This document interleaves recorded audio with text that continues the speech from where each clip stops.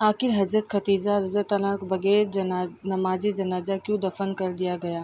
ایک بار حضور کے پاس جبریل علیہ السلام تشریف لائے اور عرض کیا کہ اللہ کے رسول، یہ آپ کی بیوی خدیجہ جب آپ کے کھانا لے کر آئے تو ان سے کہہ دینا کہ اللہ تعالیٰ نے انہیں سلام بھیجا ہے، اور ان سے میرا بھی سلام کہہ دینا۔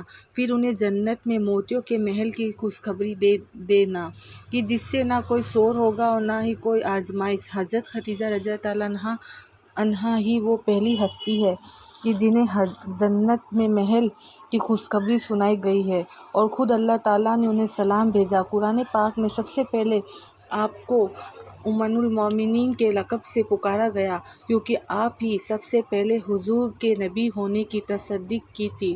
آپ کا نسب اپنے والد عبید بن اسد کے 4 سلسلوں کے بعد حضور کے ساتھ ملا جاتا ہے۔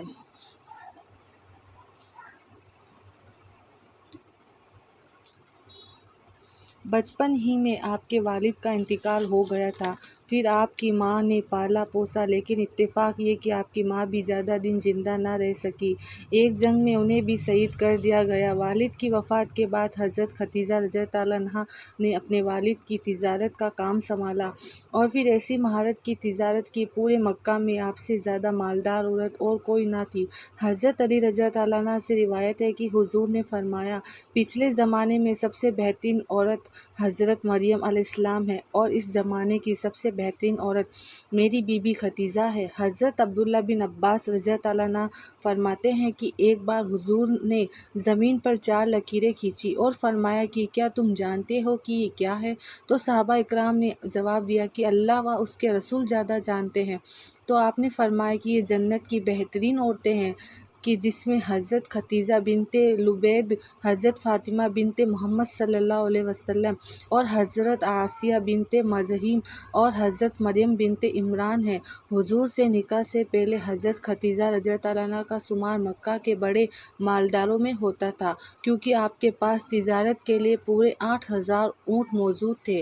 انہی اونٹوں پر حضرت خدیجہ کا سامان شام اور یمن جیسے بڑے علاقوں میں جایا کرتا تھا۔ اس تجارت سے حضرت خدیجہ رضی اللہ عنہا کو بہت نفع ہوتا۔ آپ کا کردار اتنا صاف تھا کہ مکہ والے آپ کے کردار کی قسمیں کھایا کرتے تھے، اور اسی وجہ سے آپ کو طاہرہ کے لقب سے بھی پکارا جاتا تھا کہ جب انہیں حضور کے بارے میں معلوم ہوا کہ آپ بہت ایماندار اور محنتی ہیں تو حضرت خدیجہ نے آپ کو پیغام بھیجا کہ آپ آ کر تجارتی قافلے کی دیکھ بھال کریں۔ حضور اس کام کے لیے راضی ہو گئے۔ حضرت خدیجہ نے حضور کو اپنے تجارتی کاروبار میں شریک کر لیا اور کئی بار اپنا سامان تجارت دے کر باہر ملک بھی بھیجا۔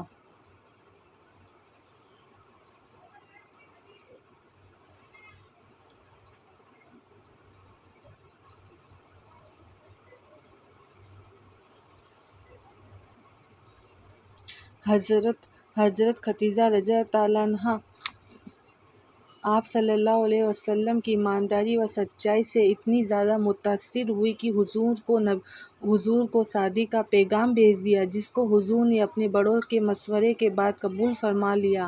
حضرت خدیجہ سے شادی کے بعد حضور اپنے مقصد کے لیے زبردست مدد ملی۔ وہ ایک ایسا زمانہ تھا کہ جس میں ایک آدمی کی کئی بیویاں ہوا کرتی تھیں، لیکن حضور کی زندگی میں جب تک حضرت خدیجہ زندہ رہی آپ کی دوسری شادی نہ کی۔ پھر جب آپ نے تبلیغ کا کام شروع کیا تو آپ کو لوگوں کی زبردست مخالفت کا سامنا کرنا پڑا۔ اس موقع پر جس طرح حضرت خدیجہ رضی اللہ عنہا نے آپ کی ہمت بڑھائی تو تاریخ میں ویسی مثالیں ملنا مشکل ہے۔ 10 سال تک حضرت خدیجہ نے اپنے خاندانی تعلقات اور اپنی دولت کے ذریعے اپنے شوہر حضور صلی اللہ علیہ وسلم کی بھرپور مدد کی۔ حضرت عائشہ رضی اللہ عنہا بیان کرتی ہیں کہ حضور صلی اللہ علیہ وسلم جب کبھی بھی حضرت خدیجہ رضی اللہ عنہا کا ذکر فرماتے تو ان کی بہت زیادہ تعریفیں کرتے۔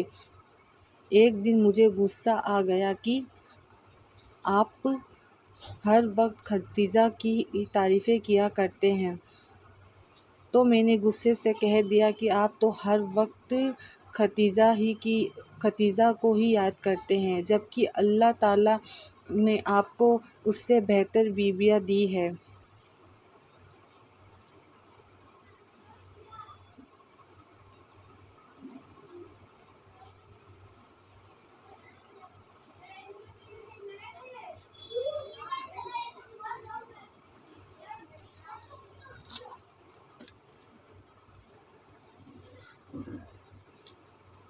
آپ کو ان سے بہتر بیویاں دی ہیں۔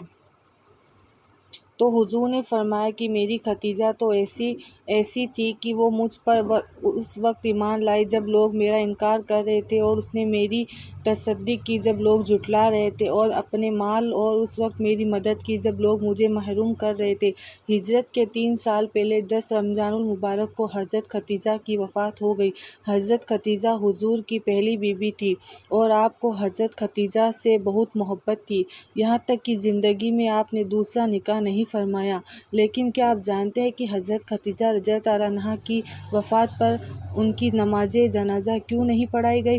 آخر وہ کیا وجہ تھی کہ حضور نے اپنی پہلی بیوی کو بغیر نماز جنازہ کے ہی دفن کر دیا؟ تو آئیے آپ کو حقیقت بتاتے ہیں کہ کیوں حضرت ختیجہ کو بغیر نماز جنازہ کے ہی دفن کر دیا گیا۔ تو حضرت ختیجہ حضور صلی اللہ علیہ وسلم سے نکاح کے بعد تقریباً 25 سال تک زندہ رہی، اور پھر ہجرت کے 3 سال پہلے 10 رمضان کو آپ کا انتقال ہو گیا۔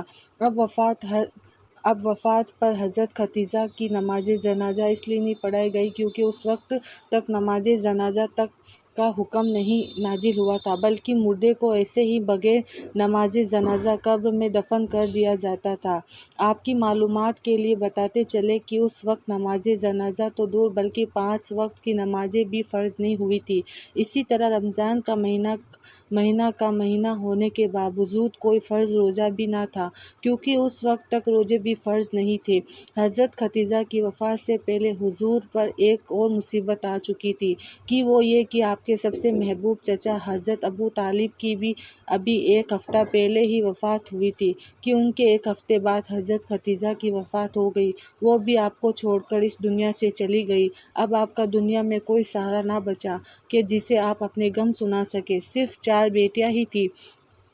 چچا ابو طالب اور بی بی ختیجہ کی وفات غم حضور پر ایسا پڑا کہ آپ بہت زیادہ غمگین رہنے لگے، اس لیے اپنے اس سال کا نام عام الحزن رکھ دیا، مطلب غم کا سال۔ روایتوں میں آتا ہے کہ حضرت ختیجہ رضی اللہ عنہا کی وفات پر خود حضور ان کی قبر میں اترے، اپنی سب سے ہمدرد بیوی کو آنسوؤں کے ساتھ دفن کر دیا۔ حضور اپنی بیوی ختیجہ سے اتنی زیادہ محبت کرتے تھے کہ ان کی وفات کے بعد بھی کوئی بکری ذبح کرتے تو ان کا گوشت حضرت ختیجہ کی سہیلیوں کے گھر ضرور بھیجتے۔ حضور جب تک حیات رہے تب تک اپنی بیوی ختیجہ کو یاد کرتے، اکثر رویا کرتے تھے۔ اللہ تعالیٰ ہمیں بھی ان سچے واقعات سننے کے طفیل حضور صلی اللہ علیہ وسلم کے ایک ایک طریقے پر عمل کرنے کی توفیق عطا فرمائے۔ آمین ثم آمین۔